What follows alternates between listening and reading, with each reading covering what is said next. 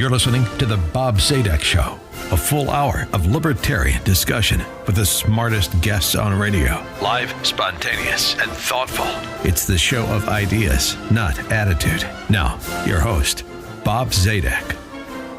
Good morning, everyone. Welcome to the Bob Zadek Show, the longest-running live libertarian talk radio show in all of radio. This Sunday and always the show of ideas, never once the show of attitude. Thank you so much for joining me and my guest this Sunday morning. A short while ago, a wonderful organization, the National Constitution Center, as the president of the center, Jeffrey Rosen, has explained, it is the only organization chartered by Congress to further the understanding and appreciation of the Constitution. Well, the National Constitution Center, it is located in Philadelphia. It has a wonderful exhibition. And it is, of course, nonpartisan, needless to say.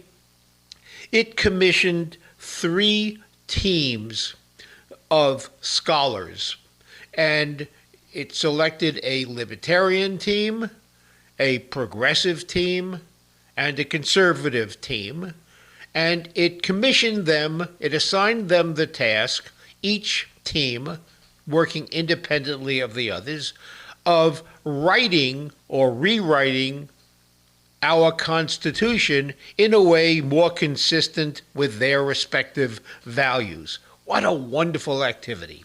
And the teams did their work, and they delivered 3 different constitutions. And each of the constitutions, in some respects, we'll learn about that further during the show, differed quite dramatically with the others. They were all consistent to, more or less, to the starting point, the original, our current Constitution in terms of its structure. And in many ways, the 3 teams reached very similar conclusions. It was surprising to me when I read it. But what a wonderful experiment. And I thought it would be just the most delicious intellectual examination to have on the show this morning one of the team members from the Libertarian team to explain to us how he and his team members, what they concluded in terms of the changes to the Constitution, either to make it more libertarian or to make it more true to the founding principles, or to correct the errors which the founders may have made, if any. You will learn during the hour which and what combination of those approaches did the Libertarian team follow, and I think you will find the discussion to be quite provocative and invite you to think about and understand some of the founding principles in the Constitution to help us understand how the Libertarian team went about their approach in fixing, revising, correcting, rewriting. Tim will supply the proper verb, the Constitution. I'm happy to welcome back to the show Timothy Sandefur. Tim is vice president for litigation at the Goldwater Institute. He litigates extensively on property rights and individual freedom issues. He is the author of many books. He has been a guest on my show before. He is an adjunct scholar with the Cato Institute, graduate of Hillsdale College and of the Chapman School of Law, and he's also a professor of law at George Mason's University, Anthony Scalia School of Law. Tim was a team member on the Libertarian team. He was involved in the revising, correcting, rewriting, undoing the mistakes of the original Constitution, and he's here this morning to share with us what they found right, what they found wrong, what had to be corrected, and why with the original Constitution. Tim, welcome back to the show this morning, and thank you so much for joining us. Thanks for having me back. I would say that we rescued the Constitution. Well, it perhaps needed a bit of rescuing. It wasn't in extremis, but it wasn't as healthy as it might have been. So the rescue is, of course, welcome. It is a very useful document. It has served us well for 230 plus years, and everybody needs a little fixing up, and every instrument needs a little fixing up now and again. So thank you so much. Now, Tim, in the project itself, I teed up a question which I didn't feel comfortable even beginning to answer, but I'll ask you to answer. In the project writ large, the revising, correcting, fixing the Constitution, did you find yourself correcting mistakes, strong word, that the founders made? If the founders made mistakes, was it not really a mistake, but it's just the times they were a-changing, and the Constitution had trouble keeping up with changing circumstances? Were you true to, or did you adjust slightly the principles which the founders adhered to or attempted to adhere to in the Constitution? So tell us the headline of what you thought you were doing in adjusting, fixing the Constitution.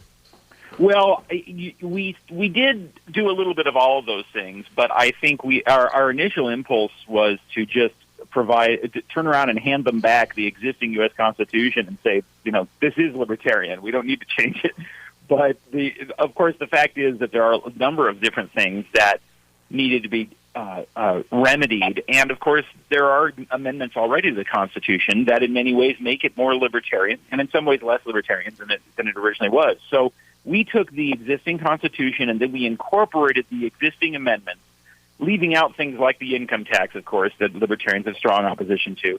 But for instance, like the 13th Amendment that prohibits slavery, we took that and wrote it into the body of our Constitution instead of having it at the end the way that the amendments are at present. And after we first wove in the existing amendments, then we started in on what would we tinker with. And in some of those cases, it was stuff that we thought that maybe the founders didn't quite get it wrong, but they got it incomplete. A good example of that is intellectual property. Now, a lot of libertarians, including myself, have real problems with the idea of intellectual property at all. And in particular, the U.S. Supreme Court has said that Congress can basically just renew the length of a copyright indefinitely. And we think that's a real problem. So we wrote into our Constitution that you can still have copyrights and patents, but they only last for 28 years. We thought that was a reasonable period. That was the period of time that patents lasted at the time of the Founding Fathers. So we thought we'll just include that, and that way Congress can't just keep, renewing copyrights every time Mickey Mouse comes up to where he's threatened with becoming the public domain. I don't want to dwell too much on intellectual property because we have so much to cover. But what was your problem with rewarding and encouraging unique, original intellectual activity and protecting it once an individual creates something new? When you create something new, what's wrong with owning it for a really long time? After all, you created it. I'm asking the question not because this is going to be an IP seminar, but because your answer to the question will show a libertarian approach to property rights in general. So I'm really asking that as a surrogate for the bigger question. Sure. So general libertarian critique of intellectual property per se is that a person it's not really property. What it is it's a government-created monopoly that makes it illegal for you to imitate or copy some other person. And that means that it's an initiation of force against somebody who has not initiated the use of force, which violates a fundamental principle of libertarian political theory. So on the other hand, like you said, copyright and patent, they have an advantage in that they sort of reward and incentivize creation. And so the compromise between those two positions is to allow a limited amount of time of exclusive use to creators as a way of subsidizing them, but then not allow them to just indefinitely prohibit anybody from profiting off of the idea of Mickey Mouse or a song. I mean, probably the most heinous example of abuse that I know of is, remember the 1980s Men at Work song, Down Under. That was found to be a violation of copyright because it uses a few notes from Kookaburra Sits in the Old Gum Tree in the background of the song. And so therefore the band was required to pay out a whole bunch of money to the people who own the rights to Kookaburra Sits in the... I mean, that's ridiculous, right? That's really an injustice. So you don't want to have that sort of thing. So our compromise position was to allow for limited times for copyrights and patents as a brief way of subsidizing invention, but then have that go away. Is it fair to say that a lot of the work you did and the work you felt you had to do was giving us back I'm going to use a phrase that I've never used before, a pre-Supreme Court Constitution? That is, it seemed to me that you were trying to, I'll say correct, because I believe that's what you were doing, but correct or give us back the Constitution the founders gave us before the Supreme Court used its judicial power to adjust the original meaning. Did you find that you were undoing the Supreme Court's damage rather than creating new concepts? Yeah, that's a very good way of putting exactly what we did. We came up with a long list, really, of Supreme Court decisions that got things wrong, and we went in and tried to basically rescue the Constitution. The perfect example is our version of the Commerce Clause, which allows Congress the power to regulate commerce among the several states, and especially beginning in the late 1930s has been expanded to allow Congress essentially a blank check of power to do whatever it feels like. And so we revised the language. So in our version, it says to regulate commerce the way the Constitution currently says, and then it says, provided that this shall not authorize regulation of the non-commercial activity or any activity that is confined within a single state, regardless of its effect outside the state. However, we do allow Congress power to regulate things like pollution that go from one state to another. So we tried to recognize that, yes, of course the world is different today than it was 200 years ago, but that should not be used as an excuse for doing damage to the original plan of limited constitutional government that the Founding Fathers had. Just one very minor comment. You said the Commerce Clause, the meaning had been expanded. Politicians often say mistakes were made, not I screwed up. They say right. Mistakes were made in the ether, but it had nothing to do with me, the politician. You said the Commerce Clause was expanded. No, it wasn't expanded. That almost sounds like it's something that happened physically. It wasn't expanded. The Supreme Court, over time, assigned a meaning to a clause that never had the meaning the Supreme Court intended. So let's just put I hate to use the word blame, but it's appropriate here. Let's assign responsibility where it belongs. The Commerce Clause wasn't expanded sort of metaphysically. It was done by the Supreme Court. The blame rests squarely on the shoulders of Franklin Delano Roosevelt and the Supreme Court that toadied up to him, beginning primarily with National Labor Relations Board versus Jones and Laughlin Steel Corporation, which was a Supreme Court decision that upheld the National Labor Relations Act on a theory that because without the act, there would be a problem with the labor market, and that would disrupt the nation's economy. Therefore, Congress has power to regulate every employment contract in the nation. That was so ludicrously expansive that then it was used as an open door, as I said, as a blank check for Congress to regulate practically anything that has any economic effect on the nation, or that its absence would also affect, which is everything, right? And so we tried to revise our Constitution to put some sense back into the constitutional limits on federal power under the Commerce Clause. If there's one topic that I spend perhaps more airtime on than any other, it is the erosion of federalism, the power being ceded or taken from the states and from localities and given into Washington, the accumulation of power. I assign a lot of the national ills to that circumstance. You have made enormous changes in the relationship between the state power and federal power.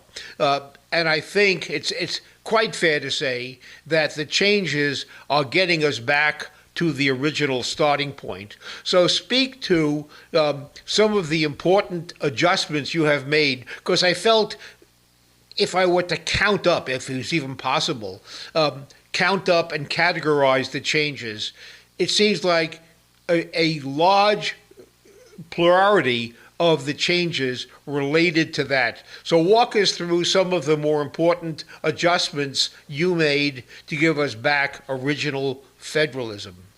Yeah, so you're right about that. The Founding Fathers contemplated a small federal government and that leaving most of the power to regulate matters of our daily lives at the state level. And we tried to restore that by basically shifting that power back to state governments and prohibiting Congress from doing things like spending money in ways that deprive states of their authority, or creating bureaucracies that obviously are taking over power through the Commerce Clause is, as we said, the biggest one. But another important part of that, of course, is there is one aspect of federalism that the Founding Fathers, I don't know if you could say got it wrong, but was incomplete, and that is there was too little protection for individual rights against state government. So another thing that we tried to do was to constitutionalize, I mean, that's been remedied by the 14th Amendment in large part, but we tried to constitutionalize that. So, for example, we have a whole section in our Constitution that says no state shall, and then prohibiting states from doing various things that in many ways they currently do, and also prohibiting the federal government from doing things. So a good example here is neither the federal government nor any state or tribal government, we also included Indian tribal governments, shall ever give or loan its credit in the aid of or make any donation or grant to any corporation. Now, we borrowed that language from the Arizona Constitution and several other state constitutions that's called a gift clause. It prohibits the government from subsidizing private businesses with taxpayer dollars. It's found in almost all of the state constitutions, in fact, although sadly most states just ignore that. But we chose to incorporate that into the federal government to prohibit into our federal constitution to prohibit Congress from subsidizing private businesses. Another one that we included was that neither Congress nor any state shall enact any local or special laws when a general law may be made applicable. Now, that again is borrowed from state constitutions. The idea is state legislatures sometimes write their laws to say, they say something like, the business located on 12th and Main shall be allowed to do such, or shall be given such special privileges or whatever. Or they design their laws so that they look like they apply to everybody, but when you get down to it, it actually only applies to one business or something. And Congress does this itself. So we said, no, you can't do that. The laws have to be general and apply to large classes of people. You can't just write laws that apply to particular individuals and that sort of thing. So we tried to go every through syllable, every single syllable of the income tax law violates that principle. Every single syllable. Yeah. Yes, that's true, and it would also violate a lot of other protections that we have in the Constitution, in our draft of the Constitution. We, for example, protect privacy rights expressly in our Constitution, but we used language that we borrowed from the Washington and Arizona state constitutions. It reads, no person shall be disturbed in his private affairs or his home invaded without a warrant, except where circumstances will not admit of a delay, and so forth. Now, the prohibition of the government disturbing your private affairs, that phrase only occurs in Washington and Arizona, and it was originally written for a number of reasons, but one of them was to prohibit the income tax. It was written in the late 19th century before the income tax came into existence. And one of the big concerns was if you adopt an income tax, then you're going to force people to have to report every year to the government every dollar they make and where they got it and how they spent their money and all this sort of thing, which, of course, you and I live with now as a matter of course. But to that generation, that was an intolerable intrusion on individual privacy. So we use the language of that private affairs clause. We adopted it into our federal constitution. That also would prohibit the income tax if it were in existence. Now, that's a good segue. Eliminating the income tax, of course, you have done away with. Actually, we'll come to the 17th in a second, but you have done away with the two back-to-back amendments that destroyed the core structure of our federalism that the founders gave us. The 16th and the 17th Amendments, both passed in 1913. They were dark days right in the height of the then progressive era. And the 16th Amendment was the income tax. 17th Amendment, which we'll try to get to, which is the direct election of senators, because you fiddled with that as well. So you have, in many, almost 3 times I've been keeping track during the course of this conversation this morning, you have in one way or another expressed your unhappiness with the income tax and want to do away with it. So, okay, as we do away with the income tax, not because we just don't like paying taxes, but it violates core principles that you and I, and many, many others, of course, subscribe to. It's not a tax per se that we object to, it's that tax. So how do you, since the government needs revenue to function, obviously, and you and I both desperately want a government in some form to be there, we require it, of course. So how, on a constitutional level, how do you replace the money that the government will now lose when the income tax under a libertarian constitution is unconstitutional? Well, since we're waving our magic wand, of course, if our constitution were adopted, Congress would have less need for money, and therefore there's no need to replace the current flood of our earnings that the government sucks away every year. But, of course, we do recognize the existence of taxes. And, again, this is another place where, I guess a dyed-in-the-wool libertarian would have a problem with government having any taxing power. So we are, in some sense, compromising on our libertarian principles for constitutional purposes here. But we're saying that Congress can lay taxes, it just can't do income taxes. We have an express prohibition on that. And then we allow Congress to quote, lay and collect taxes, duties, imposts, and excises, end quote, which is, of course, is in the language of the current Constitution.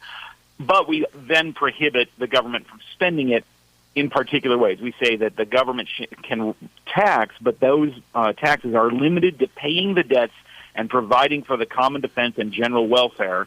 But general welfare shall not be construed to refer to the specific welfare of any particular group or individual. And, of course, imposts and excises must be uniform throughout the United States. So you can't tax in one state differently from another, which is also in the current Constitution. So, taxes on imports, sales taxes, those sorts of taxes would be constitutional under our system.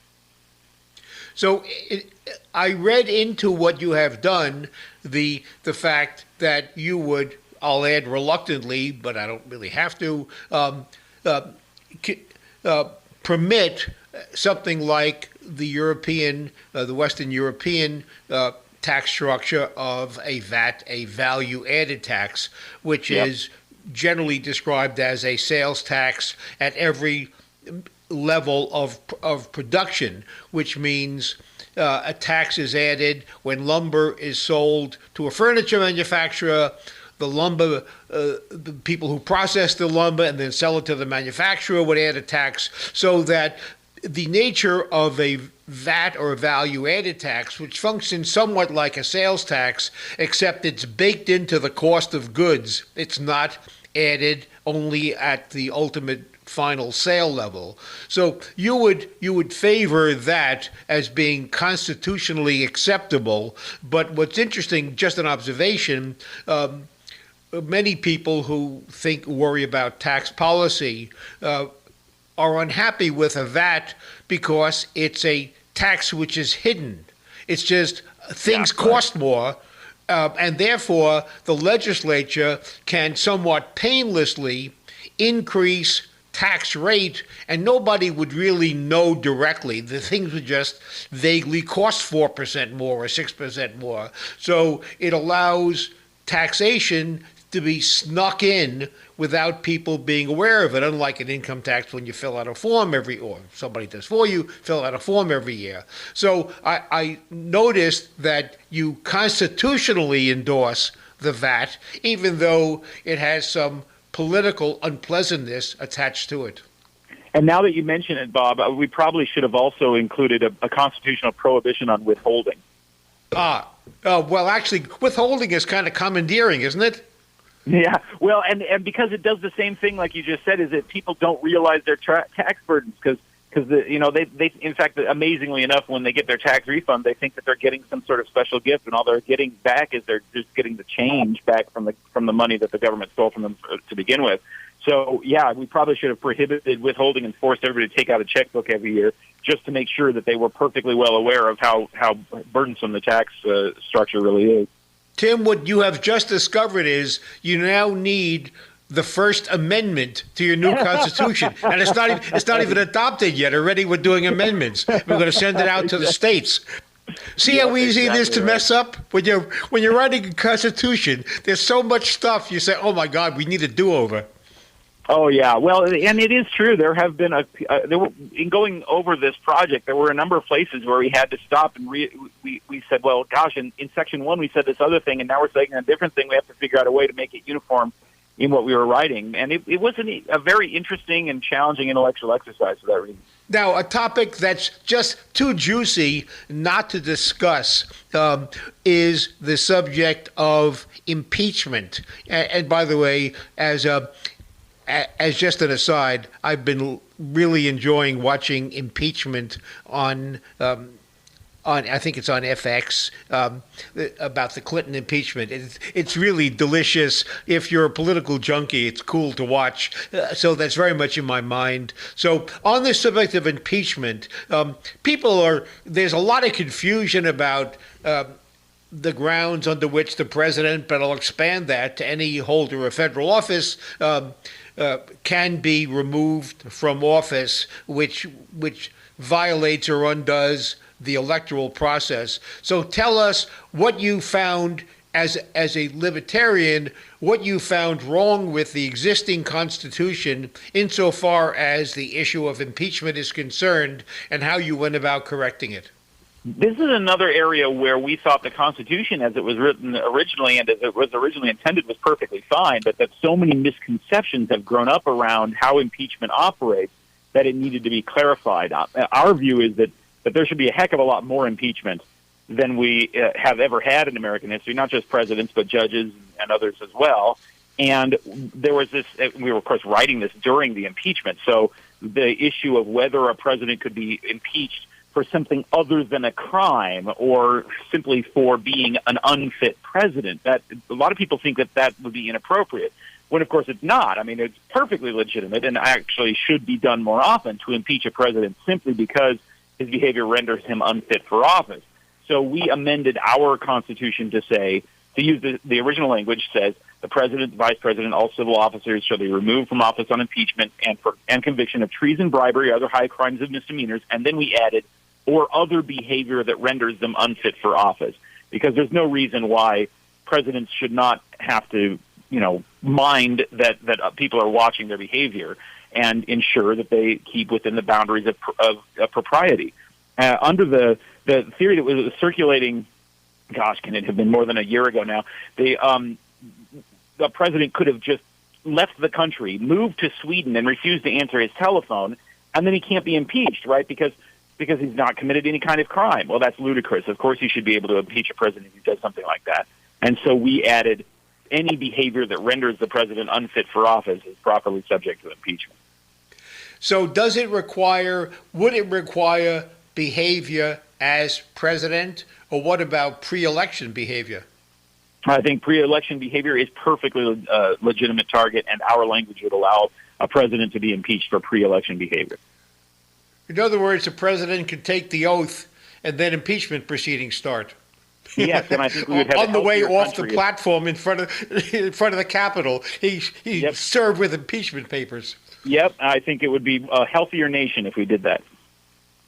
Now, there's been a lot of when Biden was campaigning, and shortly after he got elected, he quite famously organized a commission to look into the organization of both the Supreme Court and of more subordinate federal judges. There was a discussion on court packing, we remember. There was a lot of complaint going back to Merrick Garland and the whole process of selecting Supreme Court judges. There was a lot of complaint about the politicalization of the Supreme Court and, of course, the more subordinate judges as well.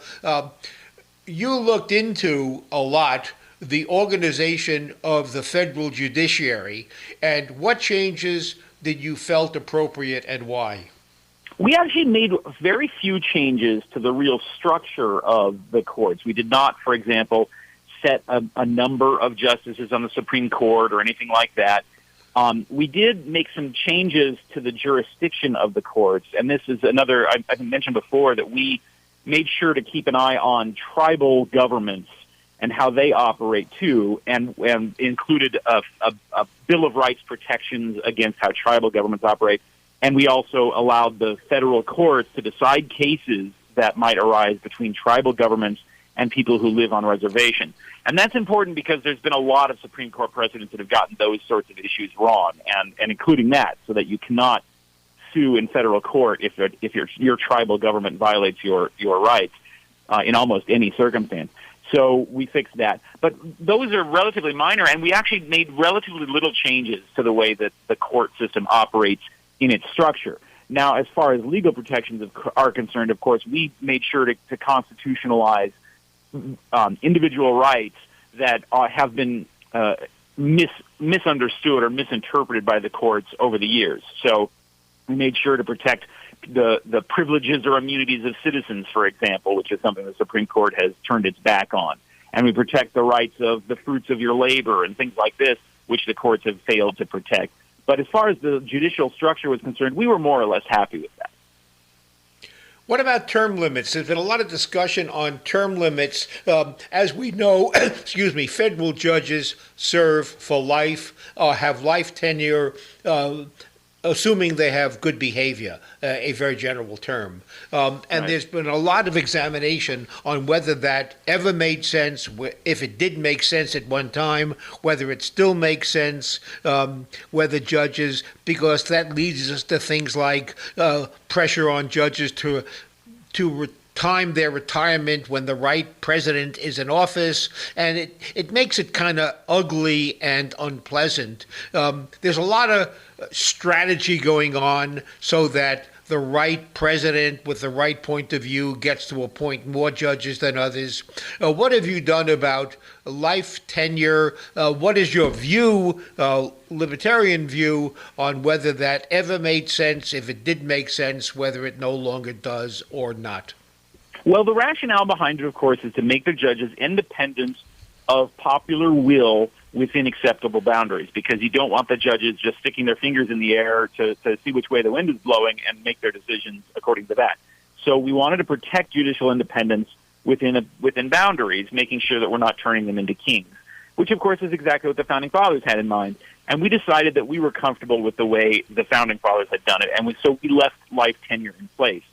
I think you can certainly. I'm open to the argument that you should have something like a 30-year term limit or a 25-year term limit or something like that, and we don't have any principled opposition to such a thing. It's just we saw no reason to fiddle with it in our Constitution. If somebody wanted to amend that and change it, I certainly would be open to the argument.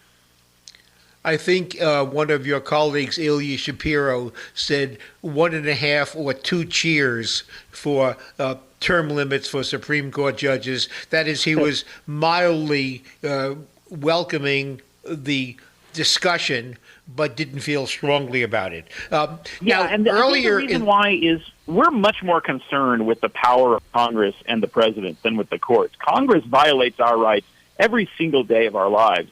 And the courts, they do bad things sometimes, very big bad things sometimes. But for the most part, compared to the other branches of government, the courts really are much safer. Those who study what goes on in Washington, whether my hypothetical student of government is progressive or conservative or libertarian, invariably there is the complaint raised that the Supreme Court behaves often as a super legislature. It goes beyond the judicial function and in effect is revising or passing legislation. Did you find, you and your teammates, content with the, I'll call it the balance of power among judicial, executive, and legislative branches in the Constitution, or did you discuss at least, maybe leave alone, but discuss whether or not the Supreme Court has more power than it should have or than was originally intended? And how did you deal with the complaint, if you felt it real, that often the Supreme Court behaves as a super legislature? Well, we think that tends to be exaggerated. That complaint tends to be exaggerated. But we also thought that as long as we impose the limits on Congress that we added to our Constitution and the limits on the president that we added to our Constitution, that otherwise we were happy leaving the Supreme Court the way it was in structural terms. The problems that we run into tend to happen because the courts fail to enforce the Constitution less than the court going beyond its authority. If it's a choice between the Supreme Court that strikes down too many laws as unconstitutional and the Supreme Court that strikes down too few laws as unconstitutional, we would much prefer for the court to strike down too many laws as unconstitutional than for it to turn its back and allow Congress and the president to ride roughshod over our liberties. So we were comfortable leaving the court the way it is as long as the constitutional limits that we have added to the other branches are meaningfully enforced. Another big topic that gets a lot of media attention, many people have strong opinions on it, is whether the executive branch, the presidency, and the administrative state have, for one reason or another, and I'm sure you'll share with us the reasons, but for one reason or another, the executive branch today exercises far more power, A, than was originally intended, and B, than is healthy in our country. So speak to your team's view on the current state of affairs insofar as the power of the presidency is concerned, and what you have done, if anything, to adjust it. Well, it is true, but I think the blame primarily resides in Congress more than the president for the fact that the president has too much authority. What you so often find is that Congress passes laws that allow the president basically this blank check of authority to do, to just seize property and declare it a national park with just the signature on a piece of paper, or to dispatch the military without meaningful congressional oversight and that sort of thing. On the military front, we included a provision. I don't remember exactly the language that we use right now, but we included a provision that was that came out of a proposal in the 1930s called the Ludlow Amendment. This was an idea that would have prohibited the president from sending troops into a military confrontation unless the United States itself was actually invaded. Here's the language I found it: that only where the government, only where the territory of the United States is actually invaded, is the phrase we use, can the president use the military in this way. Now, the Ludlow Amendment was a proposal. It came about before World War II, out of fear that the United States would get involved in another world war. And the idea was, well, you can only use the military if we're actually attacked. And Franklin Roosevelt was very strongly opposed to this. He said, well, that will make it difficult for me to engage in international negotiations and diplomacy. And the idea was, well, then what we should do instead is have a national plebiscite, allow the people to vote on whether to go to war or not. And that ended up failing. It was an interesting idea. Another example of the many efforts to amend the Constitution over the years that have fallen short, but may have been good ideas that we might want to reconsider nowadays. So we have limited, you specifically limited the president's power to use force without congressional approval or endorsement of that. But right. There's been lots and lots and lots of complaints. I've had many shows, Phil Hamburger and others, complaining, justifiably, of course, about the administrative state, the shadow government, the unelected fourth branch of government, and the like.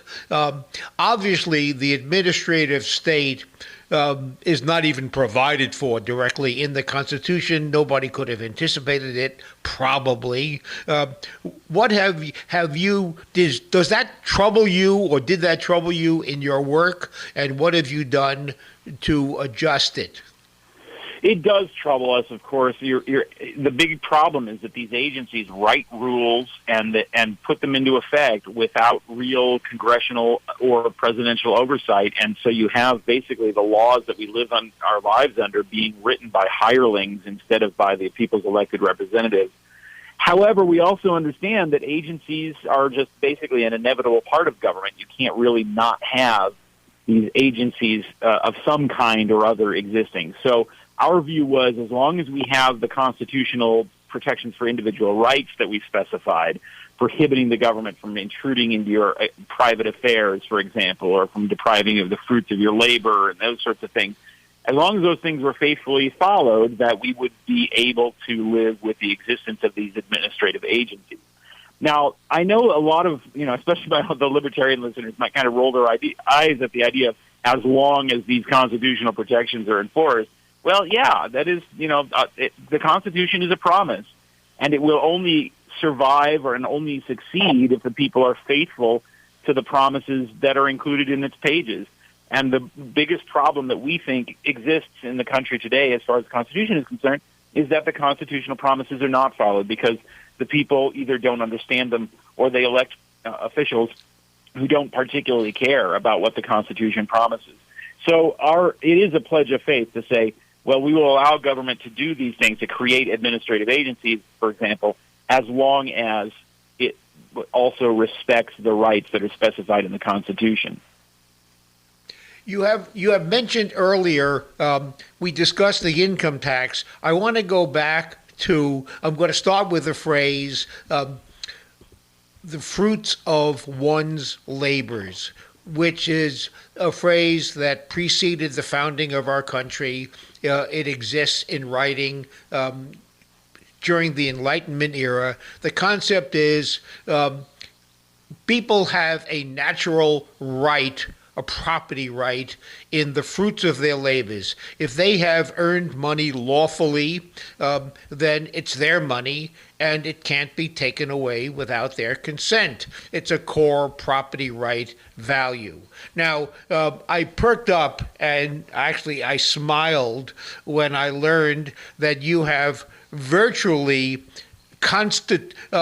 embodied in the Constitution the principle of retaining the fruits of one's labors, and you mentioned earlier, and I'll ask you to just help us understand a little bit more, because it's just, it gave me great pleasure to read it, how you borrowed from, I think, the Missouri Constitution. So tell us about what you have done specifically on that issue, just because it caught my attention, and more generally, what you have done to solidify and reestablish the very important, one of our core doctrines, which is property rights. Yeah. So the primary concerns, the two main concerns about individual rights, we had to categorize them. that we have about the current constitutional regime in the United States is that it's inadequate in its protection for private property rights and economic freedom generally, and it's inadequate in its protection of privacy rights. And so we included in our version of the Bill of Rights, we, of course, kept in place the existing protections for free exercise of religion, the freedom of speech, and so forth, but we also clarified what these rights mean in some cases where that's been doubted, and we preserved explicitly rights that we think are already implicitly protected by the Constitution, but because they're implicit, that puts them at risk because people sometimes deny they exist. So we borrowed from the Missouri Constitution a protection for the fruits of your labor. This is how it reads. We said no government shall prohibit the free exercise of religion or abridge freedom of speech or conscience, or infringe on the right of the fruits of one's labors or the right to live a peaceful life of one's choosing.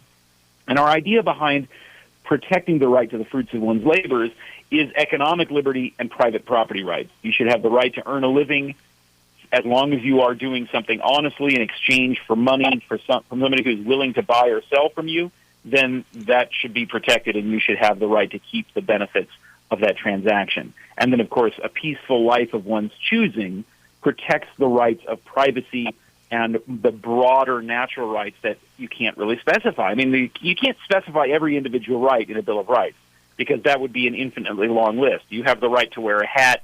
You also have the right to wear a hat on a Tuesday. You also have a right to wear a hat on a Tuesday evening when it's raining, and so forth. So you'd have to just keep writing and writing. So in order to protect it as broadly as we could, we said that you have the right to live a peaceful life of your choosing, and that, as well as the fruits of your labor clause, protects your right to private property and your right to your paycheck.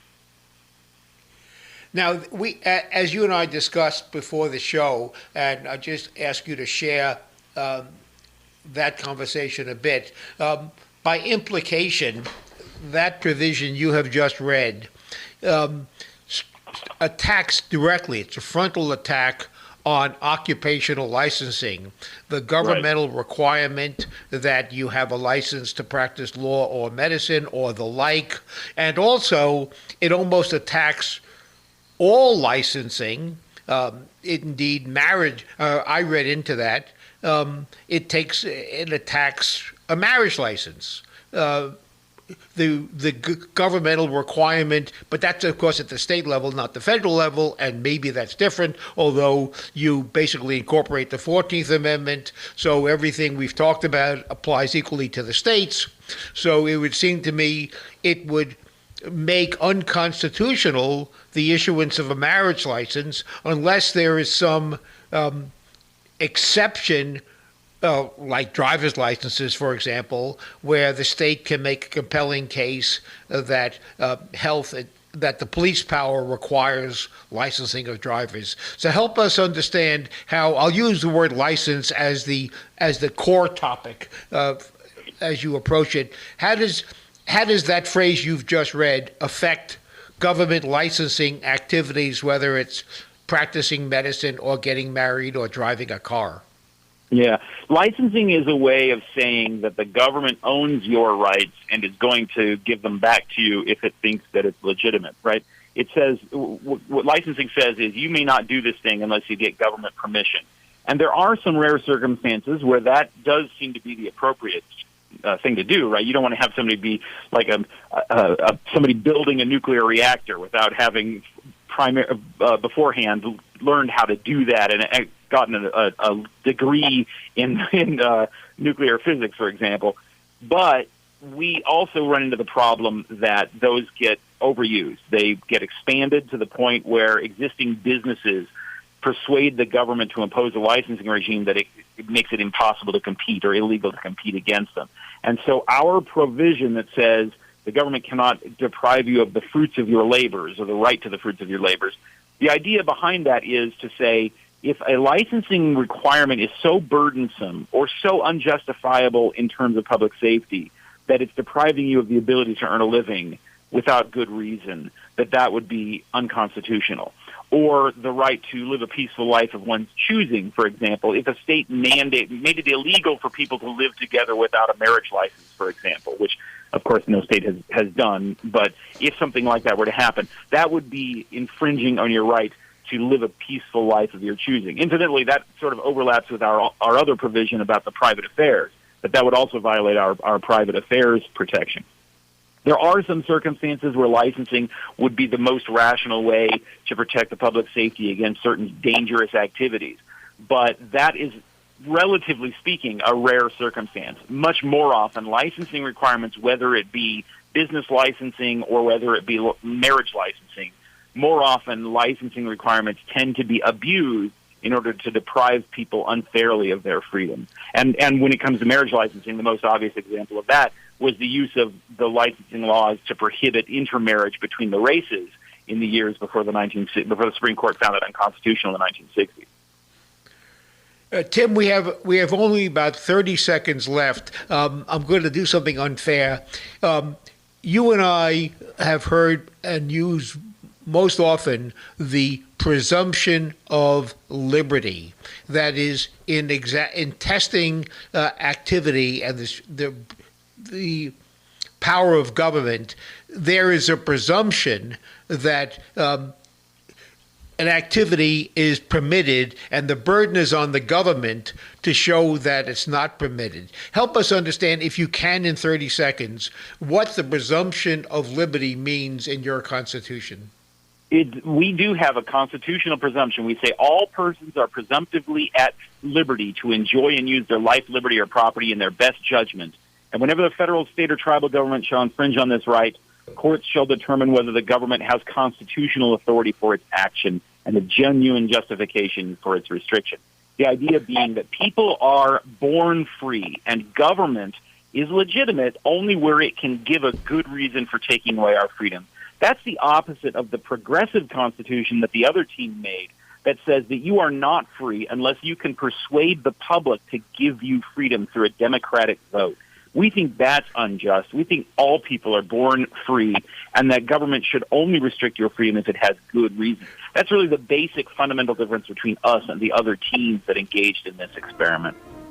This is Bob Zadek. We have spent the past hour with Tim Sandefur discussing the Libertarian Constitution, a rewrite of the American Constitution at the invitation of the National Constitution Center. What would it look like to live in a libertarian country? You have just heard an hour of it. I hope you've enjoyed the show. Many thanks to Tim and his teammates for giving us a new approach to our relationship to our government. Bob Zadek saying, if you've enjoyed the show, please let us know by liking us in our podcast, giving us a whole bunch of stars if we deserve it. And please stay tuned again next week for another hour of libertarian thought. Thank you so much. Thanks to Tim. Thank you. Enjoyed it.